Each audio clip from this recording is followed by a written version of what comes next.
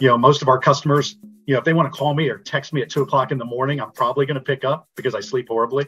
But, we're going to be there for them. And then the other aspect of it is we're a true cross-border solution. U.S. brands want to get into Canada, Canadian brands want to get into the U.S., and we can put all of that under one umbrella as far as helping them navigate tariffs and, labeling issues and everything else. We can help with all of that, so they don't have to rely on different 3PLs to help them. Welcome to Business Ninjas, brought to you by WriteForMe, where you'll hear from business leaders who are out there growing their business and slaying it every day. Learn from the masters. Let's get started.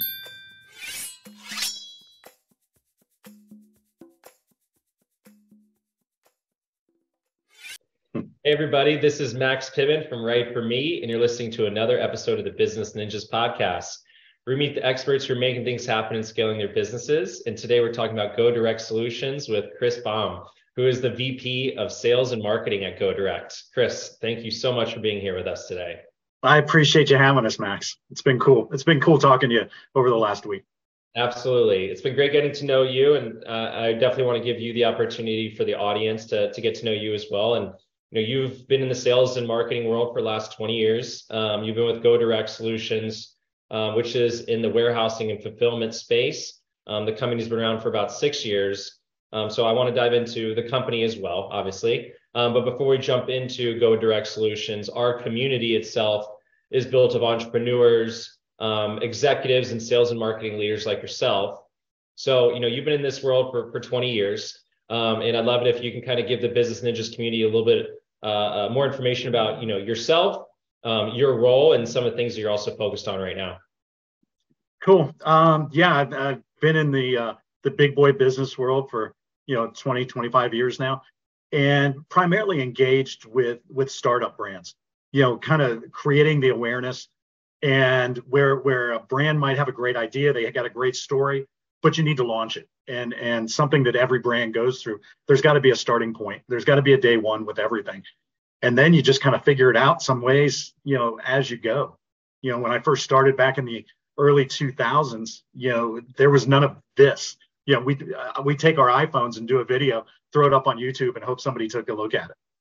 And so you got really creative with everything. And now there's just so much more out there, groups like yourself and everything to create the awareness and get people taking a look at you. Mm-hmm. Yeah, I think, from an awareness perspective, it's okay. What is the problem that we're trying to solve for specifically? How do we get the market to identify that there should be awareness for this specific problem that you guys are solving? And how do we get people to actually taking an action to learn more about that specific problem or solution, right? So I feel like what you've done over the past 20 years in generating awareness, generating opportunities and conversion for other companies. I know we work with a brand that is definitely in kind of that B2C space with RVs and trailers and partnering up with large retailers there. So, what were you doing 10 years ago to generate that awareness versus maybe what you're doing today? Yeah, and that's when I was at Little Guy Teardrop Camping Trailers, nobody knew who we were. The camping industry was blowing up and everybody's driving big RVs, and I'd pull in with a PT Cruiser and a little trailer behind me and get laughed out of the place. And so it was, we really had to understand who our customer base was and who was going to be attracted to what we do. And after about 12 or 13 years, we were the dominant brand and, doing over 100 million in sales. And, but I think that we spent 4 or 5 years just figuring out who we were and who that client is for us. Mm-hmm. And I think that's what we're doing now at GoDirect. We've been around for a while, but in some ways we're still like a startup. This time last year, we had one building in Mississauga that was fully operational, and then building another one in Groveport, Ohio, just outside of Columbus and my beloved Buckeyes. And then, now we've got 4 buildings, potentially looking at a 5th building, fully operational, fulfilling orders on a daily basis. So it's like, in some ways, it's like a startup, but not a startup, because we've got so much experience behind us also. Sure. And fortunately, I think we've been able to, our industry has set the bar pretty low. I think, as far as marketing, as far as advertising, as far as telling the story of who you are. And it's also become very segmented. There's people focused on pallet in, pallet out, B2B business. There's brands that are focused on the e-commerce side. There's people just focused on the Amazon fulfillment side. But there aren't a lot of 3PLs out there that go full omni-channel and want to take it all in. And I think there's definitely a niche out there where brands want that. They want to, worry about who their next Instagram influencer is going to be. They don't want to hire a CPA to be able to understand their invoices every month. They want somebody to wrap their arms around them and help with the inbounds, the warehousing, the fulfillment, custom kitting, subscription boxes, and then also navigating the outbound freight. Most of them don't have somebody on staff that's trying to figure out the best routes to go in between, locations, and they don't want to spend the money on that. So they use our buying power, they use our network to be able to do that. So I think that's really kind of the sweet spot for who and what we are. Interesting. So it sounds like you guys are a full service solution for fulfillment. And I don't want to put you on the spot here, but I know I've imagined pitching on Shark Tank or pitching a product. Yeah. I'm sure you've thought of that, or at least maybe even being the shark yourself. It sounds like you are navigating outbound freight, LTL versus full truckload, right? So I know you kind of gave me a brief kind of high level there, but what is your elevator pitch for GoDirect Solutions? What problem are you guys solving? Well, there's a couple different problems within that. And the brands that are coming up now are different than they used to be. It's a very young industry. You've got a husband and wife that at the beginning of COVID didn't like the baby food that was out there. So they started creating their own in their kitchen. And now they're potentially a $90 million brand. And they're 28 years old. So it's I'm not talking to people my age. I'm talking to people your age now that have these great brands, great ideas, and they understand the power of social media. But they also tighten up the ranks as far as the volume of employees. And so that's where, we want to be that company. You worry about social media, you worry about coming out with the next great flavor, the next part of your story, what you want to pitch next, and then we'll wrap our arms around you and make sure that we can get you there. Mm-hmm. And it's become more personal now too, with things, where you've got the husband and wives working together, you got the kids, you got all these people working together. And, I think that's one thing that we never want to lose focus of is we're the last hands to touch your product before it gets to your customer. Mm-hmm. And, what your kids are going to eat this week, what school they're going to go to, all those factors go into that, where if we don't do something right, if we ship it out wrong, that's lost revenue for you. That's lost revenue for your employees. So I think we take that side very serious, where, we are definitely relationship driven rather than transactional. Most of our customers, if they want to call me or text me at 2:00 in the morning, I'm probably going to pick up because I sleep horribly, but we're going to be there for them. And then the other aspect of it is we're a true cross-border solution. US brands want to get into Canada, Canadian brands want to get into the US, and we can put all of that under one umbrella as far as helping them navigate tariffs and, labeling issues and everything else. We can help with all of that, so they don't have to rely on different 3PLs to help them with that. Interesting. So what I'm hearing is, so that would be a long elevator ride. Yeah. So what I'm hearing is warehousing, shipping, supply chain, distribution, opening up to new markets, technology, and white glove service. Yeah, and I think there's a need for it. And then also, understanding where our brands are going. That's where we strategically, once we had Growthport, we went into Growthport because we had a client that wanted to take up half a building in Columbus. So that's why we built that building for them. And so then I've got another half of the building, about 120,000 square feet, to put other brands in there. Yeah. And then we opened up Reno. It's so important to be able to have 24 to 48 hour reach for the brands across the country. So in between Growthport and Reno, that allows us to be able to do that. And so then we're putting brands in different places around the country so they can get their product in their consumers' hands even faster, whether it's going to a Unify, a KeHE, a Whole Foods, distribution center, or if it's going out to their retail customers through e-commerce. We can do all that for them.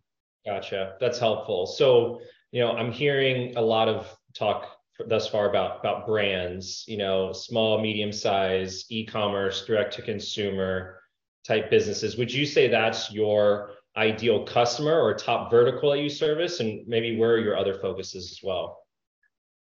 It's, ideally you've got like that anchor client in each location, which then allows you to take a flyer on certain brands, so that with that, I spend about half my life researching brands and their story and their funding and how they came about and all of that.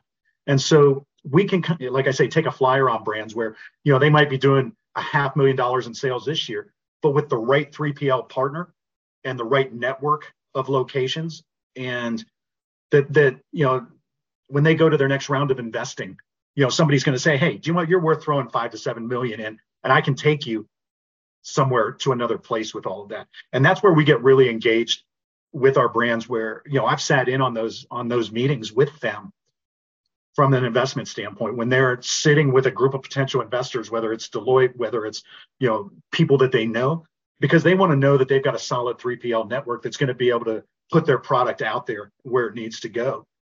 And then with that, we bring partnerships across the board with different CPG groups, both in Canada and the US. So when brands come to us, I can take them to groups that can get them in retailers, whether it's in Canada, getting them in Walmart or Loblaws or Sobeys, or the US, getting them in Thrive, and once again, Walmart and Whole Foods and everywhere else they need, or Sprouts. We've got connections to be able to connect them with people to help get their footprint out there even further.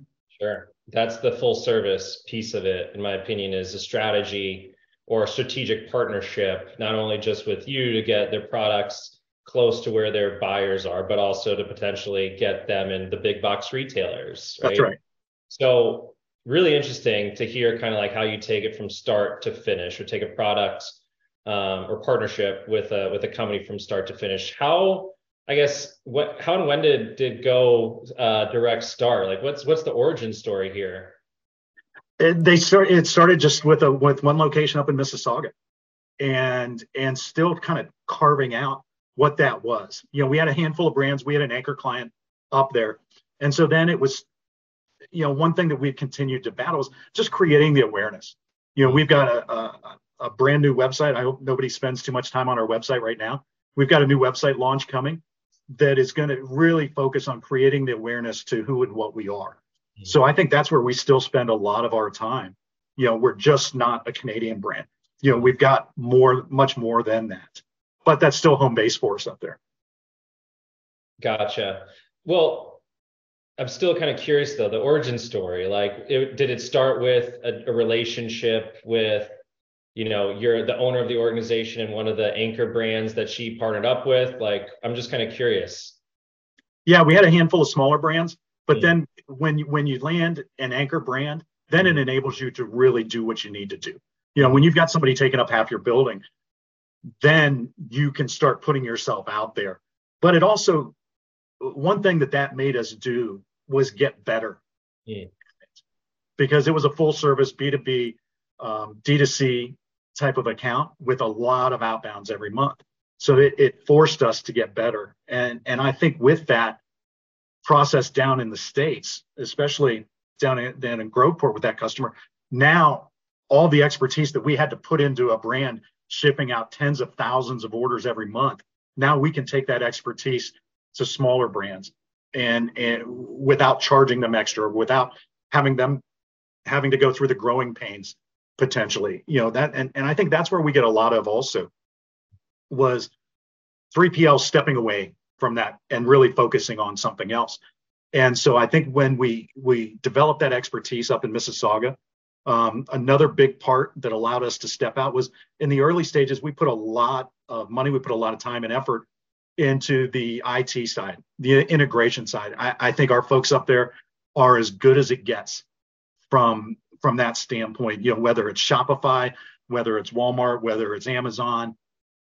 We've got integrations all over the place that we've already got plugged in, ShipStation, Shopify, whatever it is, we've already done that. And so we've made a heavy investment in people and time into that side of things also.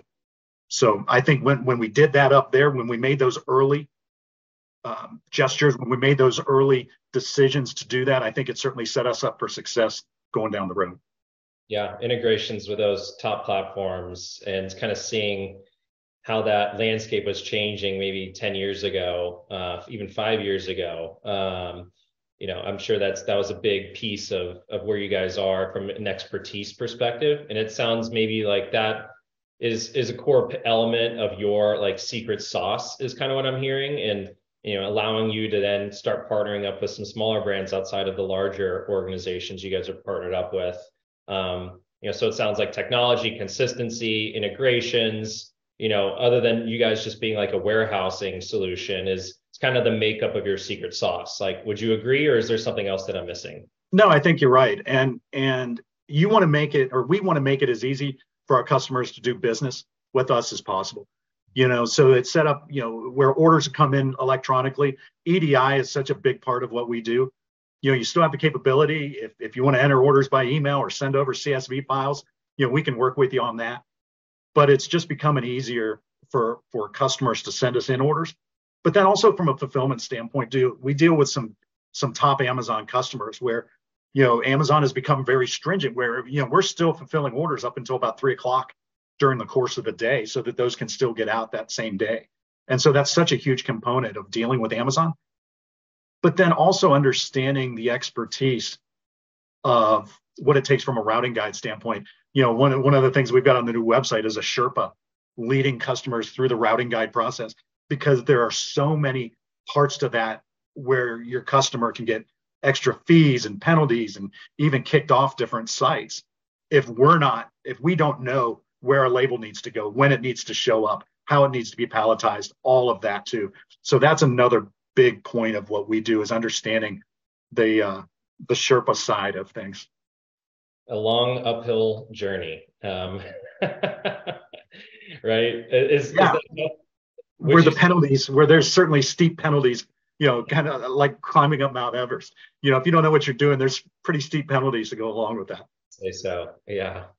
So I've heard you say earlier, like awareness, and is kind of one of your focuses. Obviously, you've been in the sales and marketing world. You're the VP of sales and marketing there at GoDirect. So like awareness, it sounds like it's a big challenge for you. What other challenges right now are you guys facing as a business? Growth, managing the growth side of things, so that, standing up 3 new buildings in less than a year is kind of unheard of. And so it's managing that growth from a people standpoint, from an expertise standpoint, from a training standpoint. There's not an industry out there that doesn't have issues as far as people, making sure everybody shows up on a daily basis. And so another big part of that is doing so much cross training within, so that if forklift driver guy doesn't show up tomorrow, I've got somebody that can get up on there and do what we need to do. Sure. And so it's a lot of resources are put in all of our locations to navigating the cross training side of things. So that's a big issue that I think everybody's having. Yeah, I actually used to work in a warehouse specifically for plumbing supplies back when I was in high school. So I know kind of the culture there and like the craziness that can kind of go on at a warehouse and distribution center. It's definitely not for the faint of heart, for sure. And you're constantly working, constantly on your feet, constantly moving around. So I'm sure that the warehouses are big areas of action, right? So at some point there's going to be an Office, yeah. A new sitcom out just based upon our reality series based upon what goes on. But I don't know if the principals of our company would really want to know. So you guys are scaling up your locations. How many locations? You said you have 4 right now. Where are those locations in the US and in Canada? Is that correct? Yeah, we've got a home base in Mississauga, which is in the general Toronto area of Ontario. We've got a location in Calgary, Alberta, that was new as of last fall. About 55,000 square feet there. We've got Groveport, Ohio, which is, like I said, a suburb of Columbus. We've got a little bit over 250,000 square feet there. And then a brand new location that we just opened up a few months ago in Reno, Nevada. And I think some of the things that differentiate us also are all of our locations are temp humidity controlled. All of our locations are racked which means that from an order picking standpoint and everything else, there's going to be more expertise and less room for error with all of that. So it allows us to bring in brands that need a little bit more babysitting, maybe than others do. Our team spends a lot of time on new ISO certifications and making sure that our buildings are beyond up to code in the different categories that we're in. So a substantial amount of time and effort is put into that every single day. Super cool. So almost 1 million sounds like square feet of warehousing space. Yeah, and then it's like, all right, where are we going to go next? And it's a balancing act between growth as far as, all right, I've got enough product in here from a financial standpoint that we're doing well. Then where do we go next? And determining, and a big part of that is, where's our customers going? When we're not going to pick a location just based upon our needs, we get intimately involved with our brands and say, all right, where do you want us to go next? Where are you shipping your orders out to? That if we put a location there, it would ease your life. It would cut costs for you. Where do you need to be? Yeah. And so we're navigating that right now with a handful of brands, kind of talking where that next piece goes. So what would help in prompting a new location? Would it be an expansion with a current brand or account, or would it be, a new anchor brand, right? Where is the focus for you specifically? Kind of both. Okay. Kind of both. I think ideally that's what you have in there, where you've got, we talk a lot about anchors, where you've got the anchor brand in there, and then you fill it in with the types of brands that need that location, but then also need the types of services within that location. And it's also understanding where a lot of the brand's co-packers are, and the ease of getting product into our buildings. Where do those locations line up? I think that's something that we have to look at also. When we talk about being relationship driven, you have to be relationship driven, where you're engaging with that core group of brands that you have in these types of conversations. And that's what we do. Yeah, I can understand why relationships are important. I mean, it's their product, especially when you're working with small businesses. It's their baby, basically, right? So there's got to be transparency and trust, right, in growing that relationship as well, and continue to help them grow, because it's all about them. And they want to feel like we're partners. That we care about their business. That it's just not waiting for their ACH transaction to show up after invoicing. That there's so much more to that side of things than just the dollars. Yeah, that makes sense. That it's definitely relationship driven, trust to create transparency and helping people and with their brands, which are their babies, right? And I know there's a lot of competitors out in the space, people who you're familiar with, people maybe you've partnered with or know about in the space. And I know you mentioned about the website is a great way for people to find you guys, but what are other ways you're creating awareness? Like what's the marketing strategy for educating prospective customers about GoDirect? Sure. And we have been able to bring on a lot of relevant brands. And so I think with that, we want to talk more about the relationships that we have with these brands. And I know that they're doing it already out in social media, whether it's LinkedIn or wherever else. I've gotten a handful of leads just over the last couple of weeks from a new partner of ours coming on. And they're like, well, if they're good enough for her brand, we should work with you also. Yeah. So I think we're going to rely a lot on that, or the whole networking side of things. I mean, you certainly understand it. And then with that, look at partnering with similar groups to like yourself. You need to have a podcast out there. You need to be able to generate fresh content. You need to have that partner that you trust, that you develop that relationship with, so that the personality of our company and where it needs to get out to. Whether it's through podcasts, whether it's through journals, whether it's through webcasts, whether it's balancing all of that side out, and then also going out to shows. Now that the world is opened back up again, I was at a show out in Expo West in Anaheim, out closer to your neck of the woods, and there were 80,000 people that showed up there. And so it's getting back out and strategically figuring out who we are, what we are, and where we want to go, and showing up at those events, doing those sorts of things. Any shows or anywhere you're going to be here in the near future, potentially where people can find you? Yeah, there's a snacks and sweets show in Chicago coming up in a couple months, and not just because of all the samples I'm going to be bringing back home. That's a great show. because it fits to who we are and what we do. You've got the food grade, you've got potentially larger brands, but then potentially startup brands that need a partner.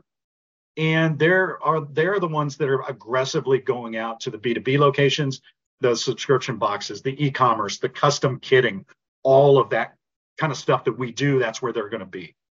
Gotcha. So there, and then Expo East in Philadelphia later this year. Are you guys going to have a booth there by chance? No, we're not doing a booth, which I kind of like because it allows me to wander around and spend as much time as I need to, kind of really targeting brands, people that you've been speaking to, and then getting time to meet them in person and taste their product. And then also brands that you want to kind of reach after and go after. One of the things that I really put a lot of time in is the research of these brands. My office is filled with alcohol infused popcorn and chickpeas and hummus and everything else. Most of the time I'll order product even before I talk to a customer because I want to see what that experience is like. How long does it take to show up? I want to see it from beginning to end, and I want to taste it. Or if it's a retail clothing brand, see what the product's like, all of that kind of stuff. I want to know, how it is. I mean, the research side of thing is huge. I don't want somebody cold calling me, not knowing anything about my business. So if I'm going to reach out to somebody and tell them how I can help them, you want to know something about them. Yeah.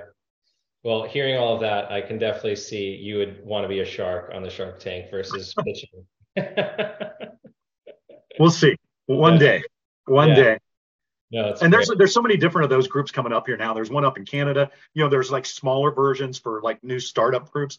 And so that's where we want to be able to engage, find out who those people are and really be a face and engage with them.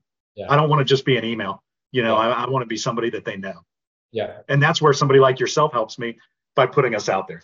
Well, how do you capture that in your research? Like some of these small to medium-sized businesses, like where, like, I assume a lot of these are, again, mom and pop, husband and wife, like you're finding them at the expos. Like, how are you finding them as part of your research, or how are they finding you guys? Like, it just seems like there's millions of these different types of companies that might be out there in the US and Canada, right? So it's, like how are you guys going about that process? Spending half my life on LinkedIn and also researching and finding out, top emerging cosmetic brands, top emerging food and beverage brands, the organic side of things. Everybody cares about sustainability now. So there's always lists out there if you do some research. And then you look at the list and then you research the brand. And if you see it being a good fit, and then you just reach out to them directly. Yeah. And, so I do a lot of that. I got But then it's also understanding who they're connected with.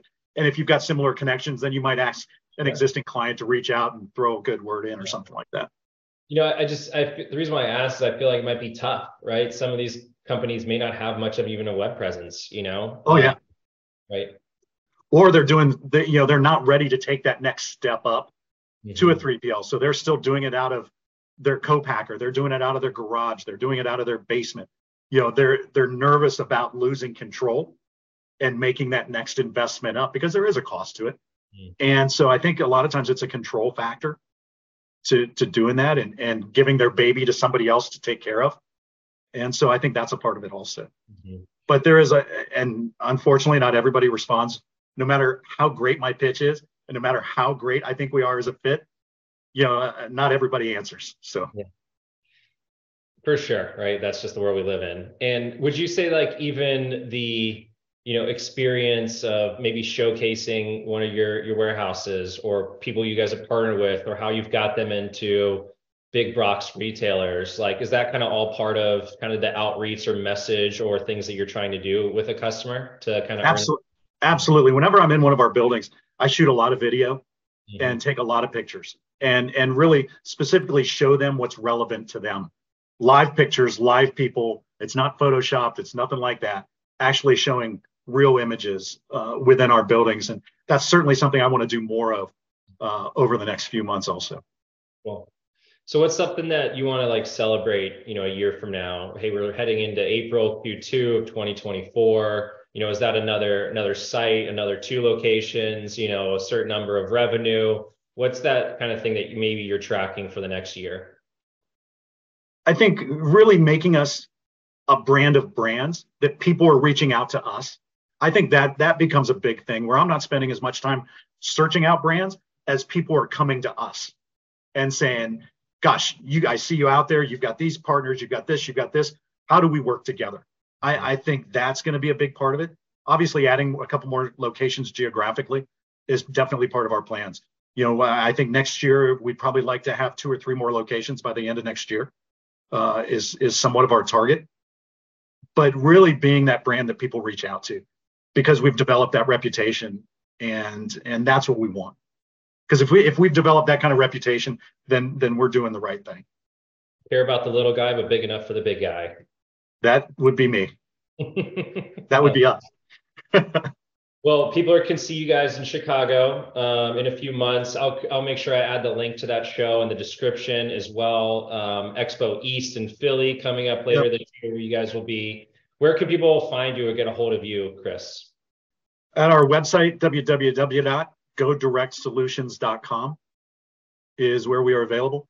I don't know if you want my email address or cell phone number, but those are very easy ways. If you do go to the site and you ask somebody to contact you, that does go directly to my email address, and I think you'll be shocked at how soon I respond back. I think it creeps people out sometimes. Hey, 5 minutes, right, is kind of a good KPI. You want to get, people are reaching out, you want to get back in touch with them as soon as possible, because if not, they're just going to go to the next company or go to the next person, and their time and attention span is gone, right? Like, yeah, and I think that tells them what kind of company we are, and that it's just, that we take every opportunity seriously. That if you're reaching out to us, there's a reason why you're reaching out. Sure. Well, I appreciate your time today, Chris. I definitely enjoyed the conversation, getting to know you, GoDirect Solutions, who you guys are working with, some of the things you're focused on, where you're located, how you guys are trying to grow. So I definitely feel like I've learned a lot about the organization as well. And hopefully the listeners and people who are potentially thinking about growing and expanding or maybe changing their solution would hope to think about GoDirect Solutions and reach out to you in the process. Max, it's been great, and I appreciate you reaching out to us like you did, and see where this thing goes with you. So thank you. We appreciate you being here. Yeah, thanks for taking part in this and being a part of the Business Ninjas podcast. And hopefully there's some opportunities that come your way here in the future, and you can meet some more people here at the events and seeing if there's some more brands you guys can partner up with. So and maybe heading out to San Diego, the most beautiful city in the entire country sometime. You don't have to tell me twice. We'll talk soon. Thank you so much. Thanks to everyone for listening. And that wraps up another episode of the Business Ninjas podcast. Have a great rest of the day, everyone. Cheers.